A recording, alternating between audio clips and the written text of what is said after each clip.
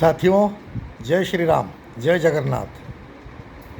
आज मैं आप लोगों के सामने चंद बातें करना चाहता हूँ। आप लोगों के साथ कुछ विषय पर मैं साझा करना चाहता हूँ और आप लोगों की राय भी मैं जानना चाहता हूँ। नेपाल के घटनाक्रम को लेके हमारे भारत में कुछ राजनीतिक दल, खास करके जो कांग्रेस, आम आदमी पार्टी, अखिलेश सिंह यादव जी की पार्टी समाजवादी पार्टी और कुछ लोग बयान देना शुरू कर दिया कि नेपाल में जो अराजकता है और जो अराजकता हुई उसका भारत में भी असर पड़ सकता है और भारत में भी इसका ये घटना घट सकता है। भारत में कैसे घट सकता है? नेपाल घटना के साथ भारत का क्या रिलेशन है, क्या कनेक्शन है? सबसे बड़ी बात मैं आपको बता रहा हूँ, कांग्रेस जो भारत की सबसे पुरानी पार्टी होने की दावा करती है, कांग्रेस पार्टी की स्थापना की है अंग्रेज़ ने 1850 में। 1885 में एक ब्रिटिशर ने कांग्रेस की पार्टी की स्थापना की और कांग्रेसियों के हाथ में दे दिया कि आप इसको चलाओ और हम इसकी स्थापना कर रहे हैं और हमारा गुण आप गाते रहिए जब तक ये कांग्रेस है। और यही हो रहा। हम आपको बताना चाहते हैं नेपाल के बारे में। नेपाल में जो हुआ वो सही नहीं हुआ। नेपाल में सरकार किसकी थी? नेपाल में सरकार वामपंथियों की थी, कम्युनिस्ट पार्टियों की सरकार थी और जिनका विचार था नेपाल विरोधी, हिंदू विरोधी और अर्बन नक्सलिज्म का जितने सारे विचार है सब उनके पास था। और सरकार तो वो चला रहे थे, लेकिन इनकी सारे डिसीजन गलत डिसीजन हो रहा था। नेपाल विरोधी और हिंदू विरोधी डिसीजन उनका सब थे। धीरे धीरे नेपालियों के अंदर इनको ये पता चल गया था कि सरकार जब तक रहेगी तब तक नेपाल का कोई विकास होने वाला नहीं था। तो इन्होंने एक बहुत बड़ा आंदोलन शुरू कर दिया। आंदोलन के तरीके से हम बिल्कुल सहमत नहीं है।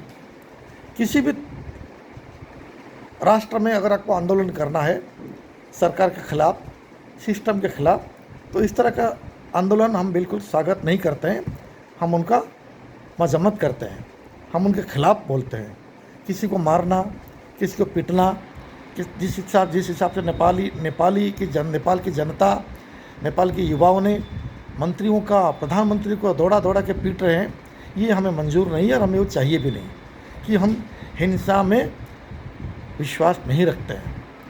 हिंसा में कभी विश्वास नहीं रखता है भारतीय जनता पार्टी।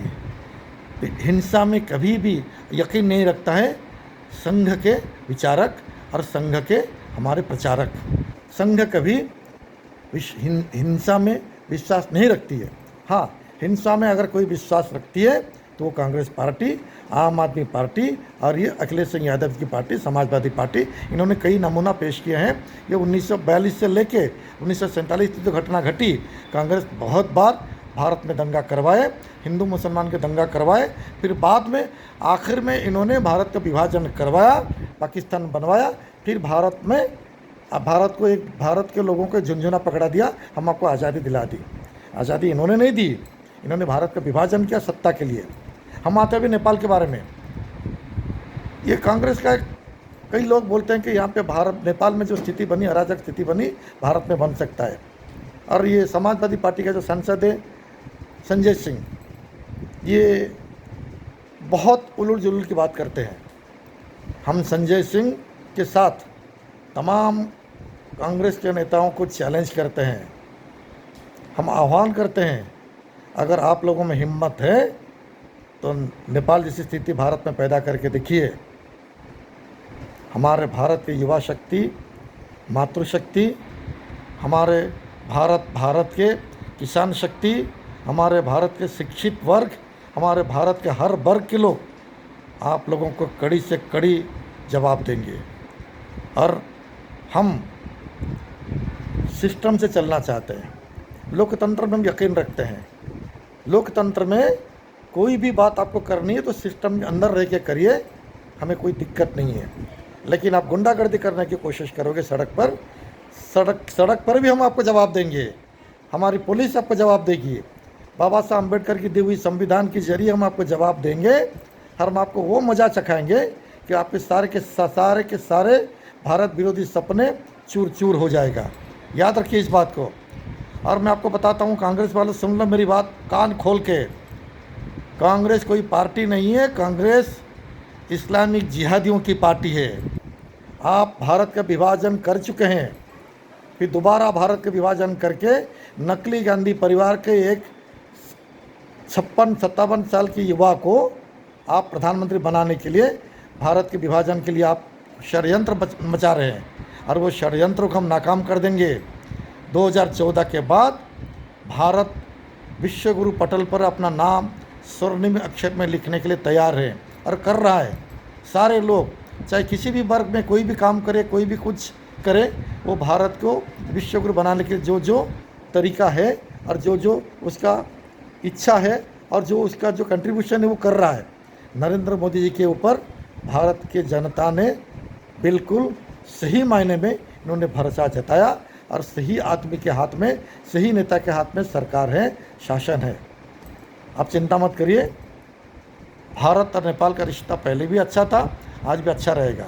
हम पड़ोसियों से कभी भी दुश्मनी नहीं लेते हैं। लेकिन पाकिस्तान हमारा पड़ोसी नहीं है, पाकिस्तान तो हमारा मुल्क है। आप लोगों ने हमसे छीना है, हम कैसे सहन करेंगे? हमारी मिट्टी को अलग करके वहाँ पे पाकिस्तान का झंडा फहराया जा रहा है, हम कैसे उसको यकीन करेंगे? हम उसको कैसे सहन करेंगे? गलती तो वही है। सत्ता के लिए आप कुछ भी कर सकते हैं, लेकिन हमें सत्ता नहीं चाहिए। मुझे मेरी भारत माता के आंसू पोंछना है। मुझे हमारे भारत को आगे लेके जाने के लिए भाजपा के नेतृत्व में एक सशक्त, सुदृढ़ और एक दृढ़ शक्ति वाली सरकार चाहिए। और नरेंद्र मोदी वही कर रहे हैं जो भारत की जनता को, भारत की जनता जो चाहती है।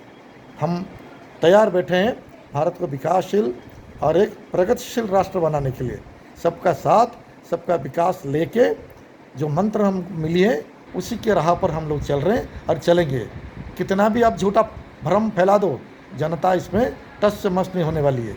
बिहार में इलेक्शन आ रही है, बिहार इलेक्शन में आप लोगों की आपकी औकात पता चल जाएगी और आप लोग कितने सीटों के अंदर सीमित हो जाएंगे आपको पता चल जाएगी। चिंता मत करिए, भारत सही नेता के हाथ में है और सही पार्टी के हाथ में है। जय हिंद, जय हिंदू राष्ट्र, जय हिंद।